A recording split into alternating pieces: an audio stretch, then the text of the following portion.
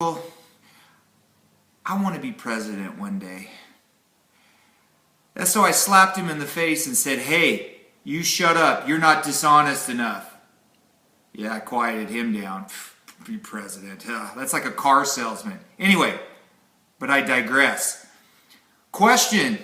Get this question a lot. Can the government confiscate your firearms during a disaster or a military martial law scenario?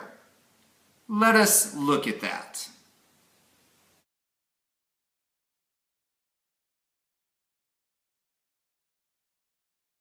Okay, I'm going to ask the question again. Can the government take your weapon in a disaster scenario or a martial law scenario? Now, I'm not a lawyer, but I'm playing one on YouTube.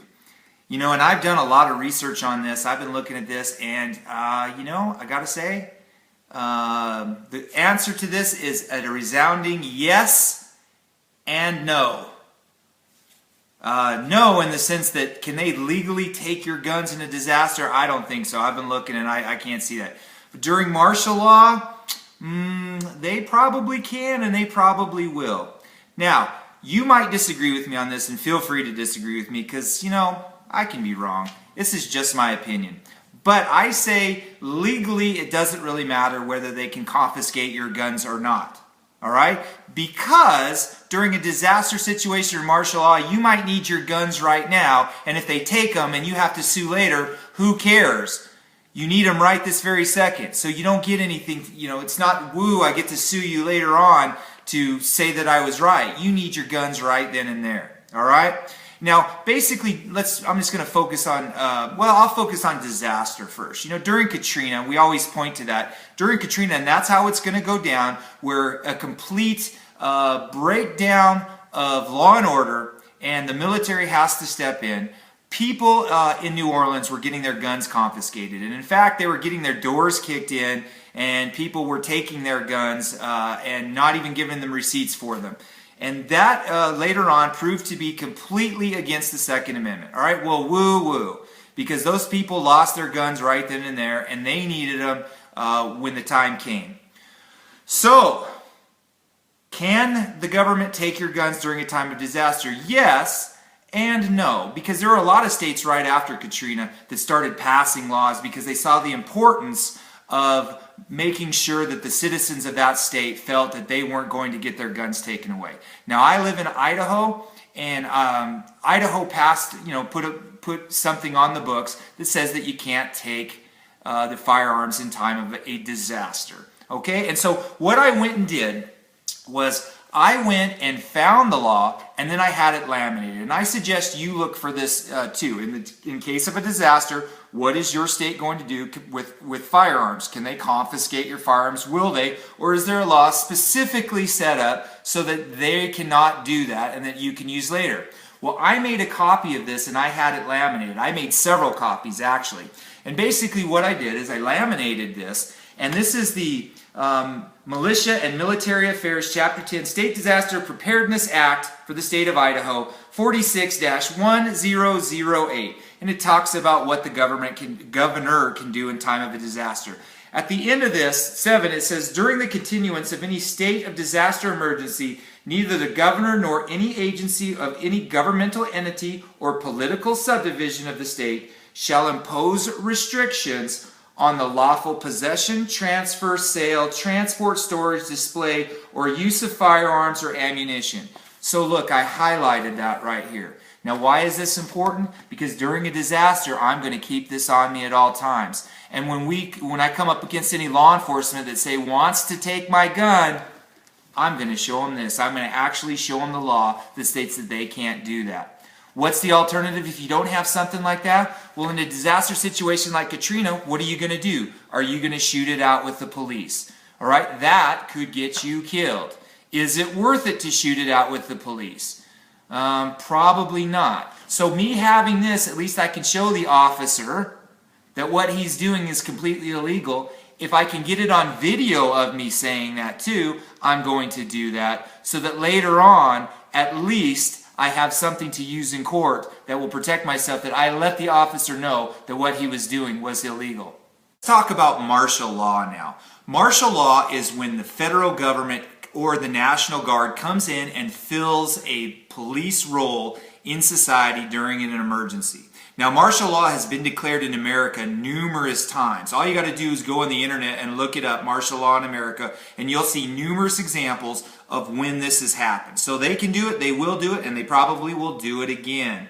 All right, having said that, martial law is basically the suspension of habeas corpus. Habeas corpus means that you cannot get arrested without being in trial and having a hearing. So basically what can happen is, without habeas corpus, they can arrest you and detain you for as long as they want. And it's also the suspension of numerous different things. Although I haven't seen anything about taking away firearms, if they can arrest you for anything, and they can take away, the freedom of speech, freedom of the press, they can search you when you travel, they can take away the internet, they can take your private property if they needed to.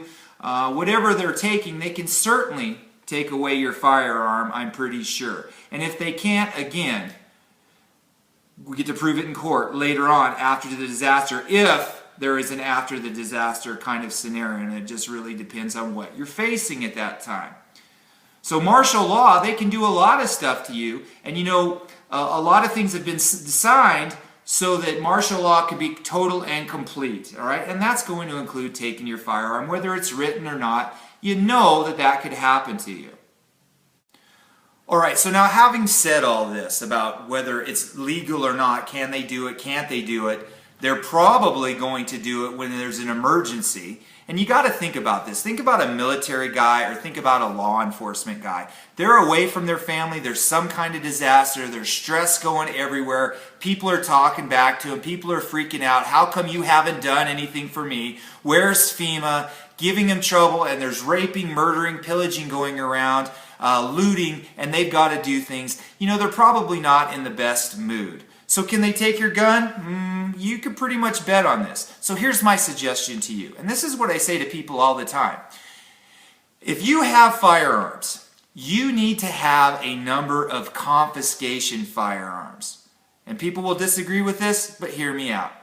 A number of confiscation firearms, whether that be 22s, 38 calibers, small guns, whatever, usually handguns, all right? When you're out and about in society and whether you can go and it's safe, where you don't need a rifle, you should have a handgun on you, all right? And keep your handgun covered up. In the event you're stopped by the police, you're detained, and you have your firearm confiscated, you've already made plans that that's your confiscation gun. It doesn't matter, I'm prepared to lose that gun when I'm out at a checkpoint or something like that. And it's typically a small caliber weapon or whatever, as opposed to losing your main battle rifle that costs you $2,000 or $3,000. That's really going to be a bummer if you get into some kind of situation where the police are pointing guns at you and saying, hey, give me your gun. So at least you can protect yourself when you're out and about. You keep it hidden, and if you get searched and it gets taken away, and you've held up the card that says you can't do this and they don't care, and they confiscate your guns,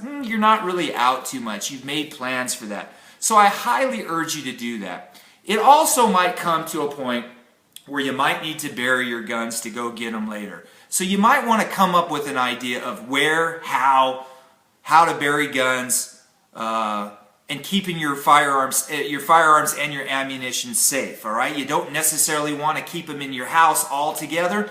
Have them split apart so that, if you do get your house raided in a Katrina-like situation, that they can't take all of your stuff. Because firearms are very important to stop looters, criminals, people who want to hurt you, people who want to take your food storage. So again, have a confiscation gun, and I call it a drop gun. It doesn't matter that, hey, go ahead, you're right, officer, okay, go ahead and take my gun. And you go home, get another confiscation gun, put it on, and you're going to be okay, and at least you can defend yourself. And use your battle rifle for defending your house or when you're bugging out and you have to go somewhere. So there you go. Can the government confiscate your gun during a time of crisis? I hope that's clear as mud. Anyway, remember, the only two things that can hurt your firearm are rust and politicians. Vote those bastards out of office. Anybody who's anti-gun needs to go. We need to keep our guns in America. Anyway, if you're liking this, put a like down at the bottom. Share it with your friends. Subscribe to our channel. We really appreciate it. For